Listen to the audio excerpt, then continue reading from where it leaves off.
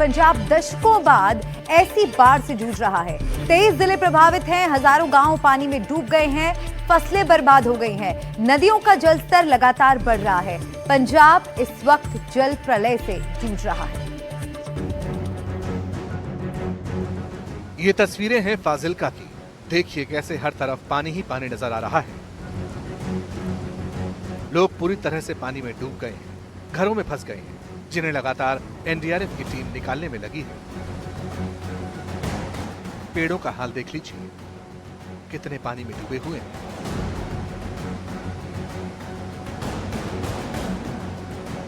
फिरोजपुर में हालात बेहद खराब है। सेना लगातार रेस्क्यू ऑपरेशन में जुटी हुई है। लोग बाढ़ के पानी में फंसे हैं। करीब 400 लोगों को इस इलाके में बचाया गया है। कुछ लोग जो घरों में हैं, उन तक राहत सामग्री पहुंचाने का काम भी लगातार हो रहा है। प्रॉब्लम हमें जो मशीन है उसके फैन है, तो फैन में वो जो धान फंस रहे हैं, आप देख ही रहे थे, तो उसकी वजह से जवानों को चप्पू मार के उधर तक जाना पड़ता है, तो ये दिक्कत आ रही है। बाकी हम उधर से आए 8-10 दिन से। 400 के करीब लोगों को कह रहे हैं आपने रेस्क्यू कराया है यहाँ से। हाँ, 425 लोग, मतलब हम ये क्वांटिटी रखते हैं, तो 425 को हमने रेस्क्यू किया। तो बिल्कुल हम इस बोट के द्वारा यहाँ पे पहुंचे हैं और जिन लोगों की ये मदद कर रहे हैं, जिनको खाना पीना और दवाइयाँ वगैरह पहुँचा रहे हैं, उनसे भी बात करते हैं उनके लिए क्या मुश्किलें हैं, क्योंकि कई लोग अपना घर छोड़ के नहीं जा रहे। घर छोड़ के नहीं जा रहे? नहीं जी, घर छोड़ के नहीं जा रहे भी, साढ़े भी सानू भी यही भी खतरा भी कुछ चोरी ना हो जी।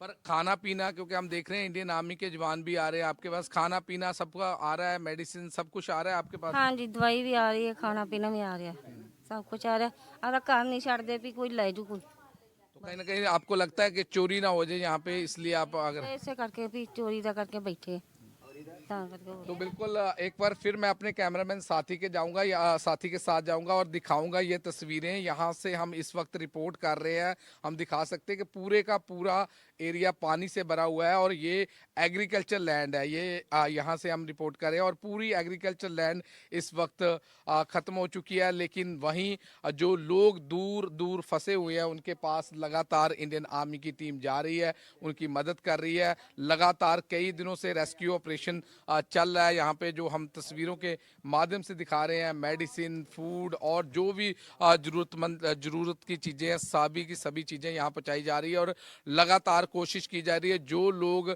घर छोड़ के नहीं जाना चाहते, उनको एटलीस्ट खाने पीने का सामान पहुँचाया जाए। बाढ़ से पठानकोट में भी भारी नुकसान हुआ है। चारों तरफ तबाही के निशान हैं। पुल, बैराज, इमारतें, सब जगह रावी ने अपना कहर बरपाया है।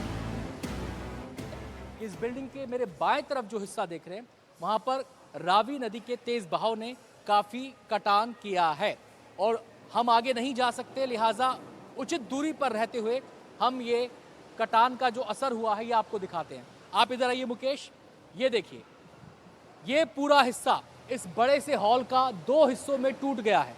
इसका लेंटर पूरी तरह नीचे जा चुका है। वहां से आप रावी के तेज बहाव को देख सकते हैं।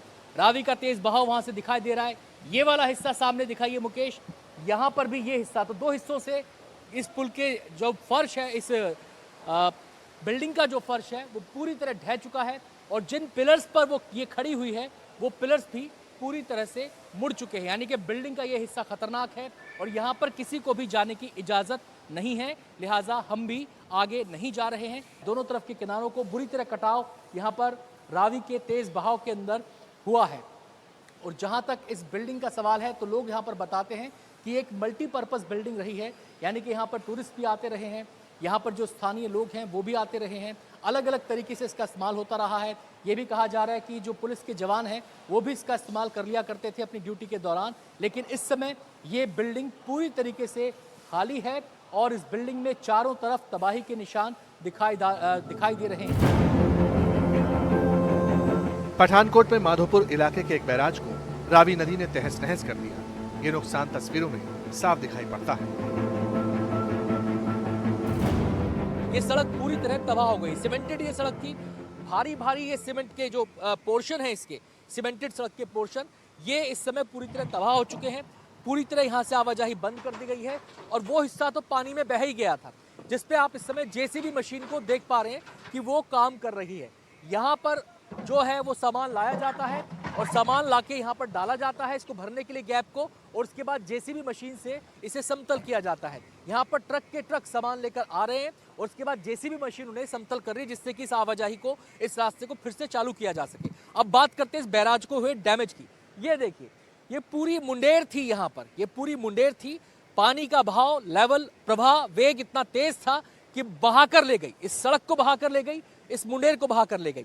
अब जरा कैमरा पर्सन से कहूंगा कि थोड़ा सा कैमरे को उधर घुमाएं और ये देखिए, ये जो पूरा इसका एक प्रकार की दीवार थी यहाँ पर बैराज की, ऐसे जो दीवार जा रही है ये आर्क शेप में, यानी कि ये ऐसे सीधी थी और ये आर्क शेप में ऐसे मुड़ चुकी है। पानी के बहाव ने इसको पूरी तरह से मोड़ दिया है। नदी ने अपना रौद्र रूप दिखाया है, सड़कें बह गई, कई ढांचे पूरी तरह से तबाह है। तबाही का एक और मंजर आपको दिखाते हैं और ये है इस बैराज के इस तरफ जब हम आ जाते हैं तो यहाँ पर एक छोटा सा स्ट्रक्चर यहाँ पर था। ये हम नहीं कह सकते कि यहाँ पर क्या था, लेकिन एक स्ट्रक्चर यहाँ पर था, बिल्डिंग नुमा, कमरा नुमा, लेकिन अब ये पूरी तरह ढह चुका है, इसकी दीवार ढह चुकी है और जितनी ऊंचाई तक पानी ने नुकसान पहुँचाया है उसको आप देख सकते हैं कितना वेग यहाँ पर रहा होगा। ये सड़क में पूरा कटान हो गया है और ये पूरा मलबा यहाँ पर बिखरा पड़ा है। तो ये तबाही के निशान है जब यहाँ पर पानी तेज वेग के साथ, तेज धारा के साथ रावी का आया और उसने कितना नुकसान पहुंचाया।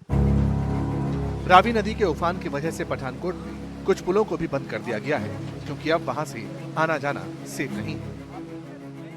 रावी का उफान ऐसा आया कि वो पिलर पूरी तरह से झुक गया है। आप देख सकते हैं वो पिलर पूरी तरह से झुक गया है और पिलर के झुकने का मतलब ये है कि जो पुल का सपोर्ट सिस्टम है वो उस हिस्से में हिल गया है। अब पिलर जब झुका है, जाहिर सी बात है ऐसे में इस पुल से वाहनों की आवाजाही करना खतरनाक हो सकता है। इतना ही नहीं, उस पिलर के पास देखिए जो स्लैब नीचे, बाकी जो वो हैं पिलर्स हैं, उनके नीचे के स्लैब्स देखिए, इन स्लैब्स को भी काफी नुकसान पहुंचा है। ये देखिए, ये जो स्लैब्स बने हुए हैं, इन स्लैब्स के बड़े बड़े हिस्से बिखर गए हैं एक प्रकार से टूटकर। ये पूरा स्लैब है और यहाँ पर ये स्लैब्स यहाँ पर गिरे हुए हैं। और अगर हम उस झुके हुए पिलर की बात करें तो मुकेश वहाँ पर दिखाइए जरा, उस झुके हुए पिलर पर, वहाँ पर स्लैब दिखाई ही नहीं दे रहा है। अब या तो पानी के अंदर है या फिर वो टूट चुका है, दोनों में से कोई भी बात हो सकती है। पानी का बहाव यहाँ पर भी काफी तेज है। पठानकोट जम्मू हाईवे पर रावी ने भयंकर तांडव मचाया, एक पुल पूरी तरह से पानी में ढह गया। ये वो पुल है पठानकोट जम्मू हाईवे का जो पूरी तरह ढह चुका है। आपको बता दें, दो पुल थे, ये जाने का रास्ता था, ये जाने का रास्ता था और ये पुल वहां तक आता था, लेकिन ये पुल पूरा का पूरा नदी में समा चुका है। वो जो बिल्डिंग है, एक 2 मंजिला स्ट्रक्चर ये दिखाई दे रहा है, लेकिन पूरी तरह निस्तनाबूद हो चुका है। लेंटर नीचे आ चुका है, दीवारें ढह चुकी हैं। हालांकि एक कूलर वहां पर अभी भी नजर आ रहा है, लेकिन ये बिल्डिंग खतरनाक हो चुकी है। आपको बताएं कि ये क्वार्टर्स थे सीआरपीएफ के जवानों के लिए, यहाँ पर वो रहा करते थे, लेकिन अब यहाँ पर स्थिति ये है कि इस बिल्डिंग में कोई नहीं रह सकता। फिलहाल पंजाब में राहत बचाव का काम जारी है। दशकों बाद इस तरह की बाढ़ यहाँ देखने को मिली है। फसलें बर्बाद हो गई हैं, सड़कें डूब गई हैं, खेतों में हर तरफ पानी है, घरों में पानी है, लोगों को रहने खाने की दिक्कतें हो रही हैं। अगर आगे भी बारिश होती है तो हालात और बिगड़ सकते हैं। Bureau report, NDTV India.